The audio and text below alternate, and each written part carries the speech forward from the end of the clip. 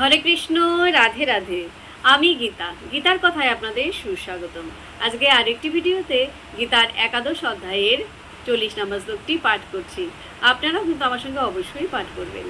ওং নমো ভগবতে বাসুদেবায়, ওং নমো ভগবতে বাসুদেবায়, ওং নমো ভগবতে বাসুদেবায়। শ্লোকটি আমার সঙ্গে উচ্চারণ করবেন। নম পুরুস্তাৎ অথ পৃষ্ঠত তে, নমোস্তু তে সর্বত এব সর্ব অনন্ত বীর্য অমিত বিক্রমতম সর্বম সমাপ্নোষি তত ওষি সর্ব। অনুবাদ: হে সর্বাত্মা, তোমাকে সম্মুখে, পশ্চাতে ও সমস্ত দিক থেকেই নমস্কার করছি।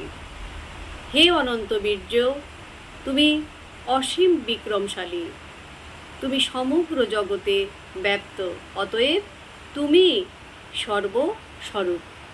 তো ভক্তগণ, এমনি করে প্রতিদিন একটি করে গীতা শ্লোক পাঠ করুন আর এই দুর্লভ মানব জনমকে ধন্য করুন। আর আমাকে কমেন্ট করেছেন সুজিত চন্দ্র পাল, রাধে রাধে। আপনাকেও রাধে রাধে। হরে বল।